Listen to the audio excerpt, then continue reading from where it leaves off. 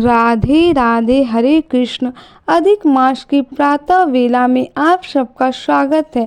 भगवान श्री पुरुषोत्तम का यह मास जिसे स्वयं भगवान का नाम मिला है वह अत्यंत मंगलमय और शुभ है। इस पुरुषोत्तम मास में किया गया कोई भी आध्यात्मिक कर्म, स्नान, दान, भगवान के पवित्र नाम का जप और तपस्या मनुष्य को 1000 गुना अधिक पुण्य फल प्रदान करती है। इस मास में अधिक से अधिक आध्यात्मिक कार्य, भक्ति में सेवा इत्यादि संपन्न करने चाहिए। प्रत्येक क्षण भगवान श्री कृष्ण का स्मरण, चिंतन और जप, इसी के माध्यम से अधिक मास को सफल बनाया जा सकता है। और इसलिए इस पवित्र अधिक मास के अंदर हम श्रवण कर रहे हैं इसी पुरुषोत्तम मास से जुड़ी हुई सुंदर पौराणिक कथाओं का। हम जानते हैं कि आप प्रतिदिन प्रातः काल में नियम पूर्वक इन कथाओं का श्रवण कर रहे हैं और ऐसा करने से आप भगवान का प्रिय कार्य कर रहे हैं और इस मास के अंत में आपको भगवान की विशेष कृपा अवश्य प्राप्त होगी। और यह संकल्प छोटा नहीं है। प्रतिदिन प्रातः काल में श्रवण करना, भगवान को याद करना, यह अपने आप में एक बहुत महत्वपूर्ण और प्रशंसनीय तपस्या है। तो चलिए आज के हमारे इस अधिक मास पौराणिक कथा का श्रवण करते हैं। आइए आज की कथा आरंभ करते हैं। वैकुंठ लोक में भगवान की अनेक प्रकार से स्तुति और बारंबार नमस्कार करने के बाद अधिक मास ने भगवान के क्रमबद्ध होकर निवेदन किया, हे स्वामी, हे दयानिधे, मैं आपकी शरण में आया हूँ। बलिष्ठ लोग मुझे मलमास कहते हैं और मेरा निरादर करते हैं। मुझे स्वामी रहित और मलन कहकर शुभ कर्मों के निमित्त मेरा त्याज्य किया हुआ है। हे दीनवत्सल, हे भगवान, कंस की कोपाग्नि से जिस प्रकार आपने वासुदेव की पत्नी देवकी को सुरक्षित किया था, उसी प्रकार आप मेरी रक्षा क्यों नहीं करते? आपने दावानल से ग्वालिनों, ग्वालों और पशुओं को बचाने के लिए अनेक प्रयास किए थे। हे दीनबंधु, आप मुझे शरणागत की रक्षा क्यों नहीं करते?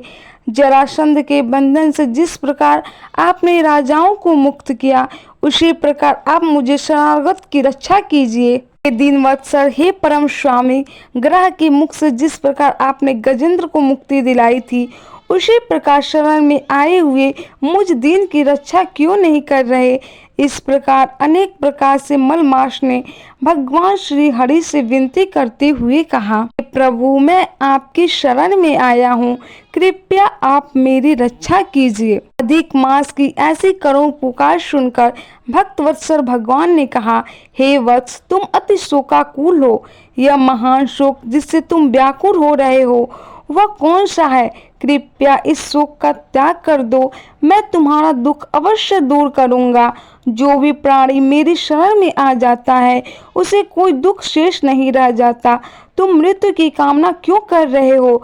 स्पष्ट कहो और शांत हो जाओ। भगवान के ऐसे वचन सुनकर मलमास ने दीर्घ श्वास लेकर कहा, हे भगवान, आप आकाश की भांति संपूर्ण विश्व में व्याप्त हैं। आपसे छिपा हुआ क्या है? अपचर और अचर सब व्याप्त है। आप सर्व साक्षी और विश्व दुष्टा, निरंजन, साकार स्वरूप में सब प्राणी आप में निवास करते हैं। हर लव, मुहूर्त, दिवस, रात्रि, पक्ष, मास आदि सभी अपने अपने स्वामी से आदेश पाकर सदैव निर्भय आनंद में मग्न रहते हैं।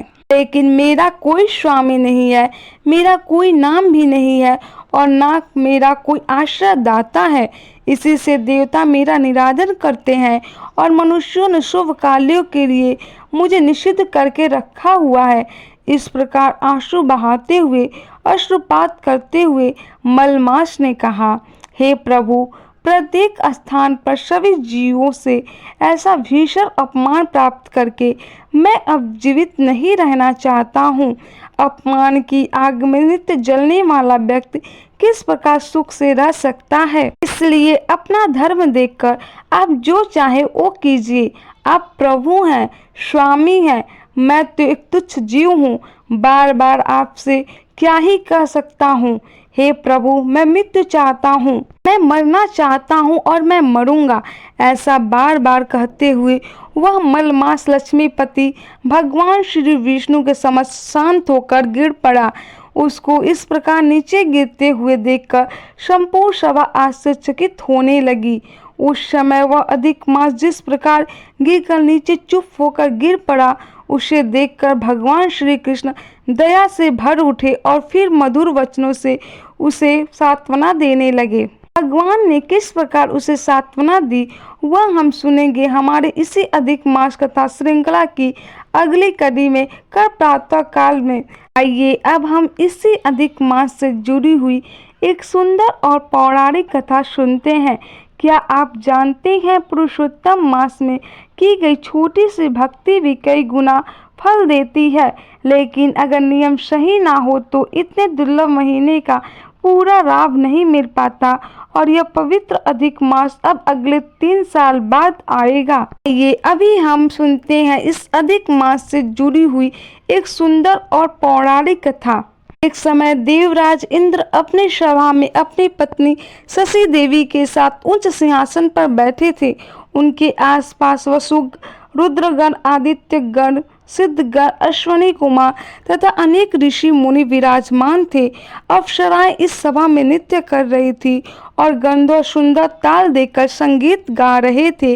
और कहीं न कहीं देवराज इंद्र को अपने इस अवसर का थोड़ा सा अहंकार होने लगा था। अब ऐसे में उस सभा में पधारे देवताओं के गुरु ऋषि बृहस्पति, हालांकि देवराज इंद्र ने उन्हें अपनी सभा में आते हुए देखा था, लेकिन फिर भी अपनी सत्ता के मध्य में चूर उसने अपने गुरु की अवमानना की।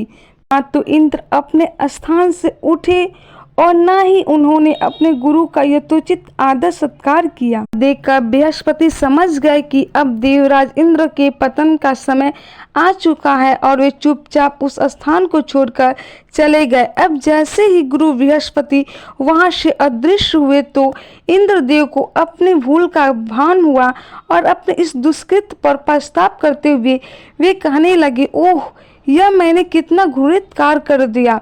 मैंने अपने भौतिक ऐश्वर्य के अहंकार में आकर अपने ही गुरु का अपमान किया है। इस पाप का प्रायश्चित करने हेतु मुझे इसी क्षण उनसे जाकर क्षमा याचना करनी होगी। मुझ जैसे व्यक्ति सभी लोकों में निंदनीय है जो अपने गुरु का सम्मान नहीं करता। यह सोचकर इंद्रदेव अपने गुरु बृहस्पति के पास क्षमा याचना करने के लिए जाते हैं, लेकिन बृहस्पति वहां से अदृश्य हो जाते हैं। सभी देवतागण उन्हें ढूंढने का प्रयास करने लगे, लेकिन उनमें से कोई भी देवताओं के गुरु बृहस्पति को नहीं ढूंढ पाए। अब देखिए, इस अवसर का लाभ उठाया असुरों ने। जैसे उन्हें पता चला कि देवताओं ने अपने गुरु का अपमान कर दिया है और अब बृहस्पति उनके साथ ना होने के कारण वे असहाय हो चुके हैं, तो उसी क्षण असुरों के गुरु शुक्राचार्य के निर्देशन में उन्होंने स्वर्ग पर आक्रमण कर दिया। अब असुरों के सामने देवताओं की भयंकर पराजय हुई। निसहाय देवतागण अब पहुंचे ब्रह्मा जी के पास। ब्रह्मा जी ने भी देवराज इंद्र की अच्छी डांट फटकार लगाते हुए कहा, हे देवराज, आपने ऐश्वर्य के मद में चूर होकर जो आपने गुरु बृहस्पति का अनादर किया है, उसी का यह परिणाम है कि आज आपने समस्त भौतिक ऐश्वर्य को खो दिया है। अब एक कार्य करो, जब तक देव गुरु बृहस्पति वापस नहीं लौटते तब तक तुम त्वष्टा के पुत्र विष्णु के आश्रय में जाओ। उनका चरित्र शुद्ध है और अनेक तपस्याओं द्वारा उन्होंने अपने अंदर ब्रह्म तेज को प्राप्त किया है। लेकिन याद रहे, इस विश्वरूप का संबंध माता की ओर से असुरों के साथ भी है, इसलिए वह असुरों के साथ भी समान रूप से व्यवहार करते हैं। ब्रह्मा जी की बात सुनकर देवराज इंद्र सहित सभी देवतागण त्वष्टा के पुत्र विष्णु के पास गए। उन्होंने उनकी पूजा की और प्रार्थनाएं तथा स्तुति करके उन्हें प्रसन्न करने का प्रयास किया। देवतागण की इस प्रकार श्रद्धा को देखकर विश्वरूप उनके गुरु बनने के लिए तैयार हो गए और उन्होंने देवताओं के लिए अनुष्ठान करना आरंभ कर दिया। अब देखिए, जैसे कि ब्रह्मा जी ने बताया था कि विश्वरूप के मन में असुरों के प्रति अच्छा भाव था, इसलिए देवराज इंद्र से छिपकर विश्वरूप असुरों के लिए भी आहुतियां दे रहे थे। जब इंद्र को इस बात का पता चला तो उन्हें बड़ा क्रोध आया और उन्होंने उसी समय विष्णु के तीनों सिर काट दिए। हालांकि इंद्रदेव को इस प्रकार ब्राह्मण हत्या करने के बाद पश्चाताप हुआ, लेकिन अब क्या करें, आखिर अपने भौतिक ऐश्वर्य को भी तो उन्हें बचाना था। जब ऋषि त्वष्टा को यह समाचार मिला कि इंद्र ने उनके पुत्र विशुभ की हत्या की है तो वे अत्यंत क्रोधित हो उठे। उन्होंने इंद्र का वध करने के लिए उसी क्षण एक यज्ञ प्रारंभ किया। उसमें आहुतियां देते समय वे जोर जोर से बोलने लगे, हे इंद्र के शत्रु, इंद्र का वध करने के लिए इसी समय प्रकट हो, प्रकट हो, प्रकट हो। फिर यज्ञ की उस अग्नि की दक्षिण दिशा से एक भयंकर व्यक्ति उत्पन्न हुआ। वो साक्षात प्रलय जैसा लग रहा था। उसका शरीर चारों दिशाओं में तीव्र गति से फैल रहा था। उसके बाल, दाढ़ी और मूछें पिघले हुए तांबे जैसे रंग की थीं। उसका विशाल काला शरीर जले हुए पर्वत जैसा प्रतीत हो रहा था। उसका विशाल मुख किसी गहरी गुफा जैसा था और ऐसा लग रहा था मानो वो अपनी जीवा से आकाश के तारों को चाट रहा है और तीक्ष्ण दांतों से पृथ्वी का भक्षण कर रहा है। ऊंच स्वर में चित्कार करते हुए संपूर्ण पृथ्वी को कंपायन करने लगा था, क्योंकि इस व्यक्ति ने तीनों लोगों को आवृत कर लिया था, इसलिए उसका नाम पड़ा वृत्रासुर। अब देखिए, असुर इतना भयावह था कि उससे युद्ध करना तो दूर, उसके समझ जाने में भी देवताओं को भय लग रहा था। फिर भी साहस करके उन्होंने उसके सामने कुछ अस्त्र शस्त्र छोड़े, लेकिन वृत्रासुर उन सभी को निगल गया। अपनी पराजय को आंखों की समझ देखते हुए देवता आखिर भगवान श्री विष्णु से प्रार्थना करने लगे। उन्होंने भगवान से कहा, हे प्रभु, आप सर्वज्ञ हैं और इसलिए हमने आपकी शरण ग्रहण की है। कृपया इस असुर से हमारी रक्षा करें। प्रभु देवताओं की प्रार्थना से प्रसन्न होकर भगवान नारायण ने कहा, हे बुद्धिमानों, मैं श्रेष्ठ देवता गण, जो व्यक्ति मुझे प्रसन्न कर लेता है उसके लिए कोई भी वस्तु प्राप्त करना असंभव नहीं रह जाता। इसलिए तुम्हारी इच्छा भी मैं अवश्य पूर्ण करूंगा। जाओ, इस समय आप सभी देवतागण ऋषि दधि जी का शरण स्वीकार करो। उन्होंने अपनी तपस्या और ज्ञान से अजय बल प्राप्त किया है और उनके पास एक दिव्य नारायण कवच भी है। उनसे प्रार्थना करो कि जन कल्याण हेतु वे अपने शरीर का त्याग कर दें और फिर उनकी अस्थियों से विश्वकर्मा एक अस्त्र का निर्माण करेंगे। अस्त्र के द्वारा तुम इस वृत्रासुर का वध कर पाओगे। लेकिन एक बात याद रखना कि हालांकि वृत्रासुर में तीनों लोगों को निगल जाने की क्षमता है, लेकिन फिर भी वह मेरा भक्त है, इसलिए वह तुम्हें कोई हानि नहीं पहुंचाएगा। अब यह सुनकर देवतागण अत्यंत प्रसन्न हो गए। उन्होंने ऋषि दधि जी के पास जाकर प्रार्थनाएं की और उनसे अपने शरीर को त्याग देने का निवेदन किया। अर्चित ऋषि दधि जी ने संसार की सुरक्षा हेतु भगवान श्री हरि के चरण कमरों पर ध्यान केंद्रित किया और उसी ध्यान अवस्था में अपने भौतिक शरीर को त्याग दिया। उनके शरीर से प्राप्त अस्थियों से विश्वकर्मा ने एक तीक्ष्ण अस्त्र तैयार किया और भगवान नारायण ने उसमें अपना दिव्य तेज भर दिया और फिर इस अस्त्र को नाम मिला वज्र, जिसे कोई परास्त नहीं कर सकता। अपने वज्र को लेकर ऐरावत पर सवार होकर देवराज इंद्र वृत्रासुर से युद्ध करने के लिए निकल पड़े। अब असुरों और देवताओं के बीच में भयंकर युद्ध हुआ। असुरों ने चारों ओर से अस्त्र शस्त्र की वर्षा कर दी, लेकिन देवताओं ने अपनी शक्ति से उन्हें छिन्न भिन्न कर दिया और पराजित हो रहे असुर देवताओं की शक्ति से भयभीत होकर युद्ध का मैदान छोड़कर भागने लगे। लेकिन वृत्रासुर अभी वहीं पर खड़ा था। उसने ऐसी भयंकर गर्जना की कि उसके भय से ही सभी देवतागण मूर्छित हो गए। यह देखकर इंद्रदेव को क्रोध आया। उन्होंने अपनी गदा से वृत्रासुर पर प्रहार किया, लेकिन वृत्रासुर ने खेल खल में ही अपने बाएं हाथ से उस गदा को पकड़ लिया और उसी से इंद्र से के ऐरावत पर जोर से प्रहार किया। इस प्रहार से इंद्र का वाहन ऐरावत खून की उल्टी करने लगा और जमीन पर गिर पड़ा। अब इंद्र के हाथ से वज्र छूट गया था, इसलिए युद्ध के नियम अनुसार वृत्रासुर ने इंद्र पर वार नहीं किया। वृत्रासुर की इस वीरता को देखकर तीनों लोकों में सभी लोग उसकी प्रशंसा करने लगे, लेकिन वृत्रासुर यहाँ रुकने वाला थोड़ी ना था। उसने भयभीत इंद्र को फिर से ललकारते हुए कहा, अरे पतितों में सर्वश्रेष्ठ इंद्र, जिस व्यक्ति ने मेरे अग्रज और स्वयं अपने गुरु की हत्या की है, आज मैं उसका वध करूंगा। मैं इसी क्षण इस त्रिशूल से तुम्हारी छाती को बींध दूंगा। उठाओ अपना वज्र और मुझ पर प्रहार करो। तुम्हारा यह वज्र भगवान नारायण की शक्ति से संचालित है, इस पर संशय मत करो। इस प्रकार इंद्र को उत्तेजित करते हुए अब वृत्रासुर भगवान नारायण से प्रार्थना करने लगा।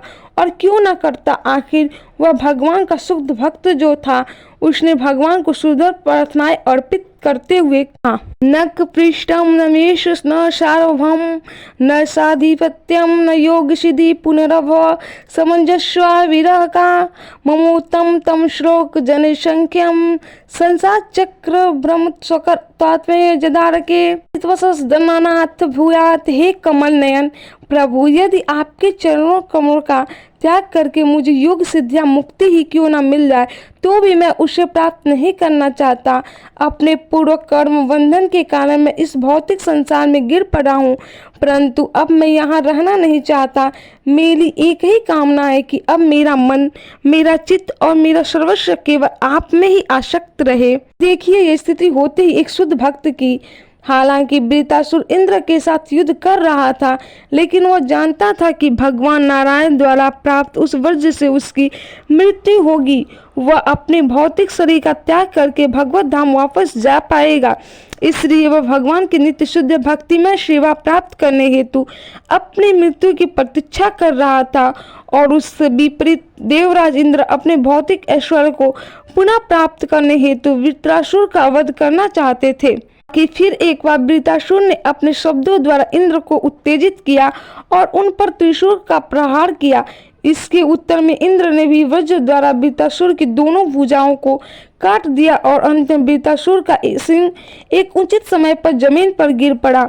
उसकी आत्मा ने शरीर से निकलकर बैकुंठ में प्रवेश किया और वे पुनः भगवान शंकर के सनातन पार्षद बन गए। इस प्रकार एक असुर होने के बाद भी भगवान श्री हरि के शुद्ध भक्त वृत्रासुर की वीरता पूर्ण और महान मृत्यु में हुई, ताकि देवराज इंद्र को अपना समस्त भौतिक ऐश्वर्य पुनः प्राप्त हुआ, लेकिन वृत्रासुर को उससे भी ऊपर का स्थान प्राप्त हुआ।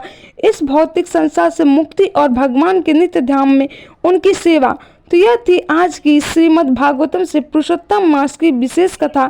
ऐसे ही प्रमाणभूत शास्त्रों से युक्त कथाएं निरंतर सुनने रहने के लिए आपके अपने इस चैनल भक्ति भजन को सब्सक्राइब कीजिए।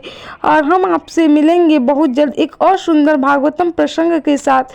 और तब तक के लिए राधे राधे।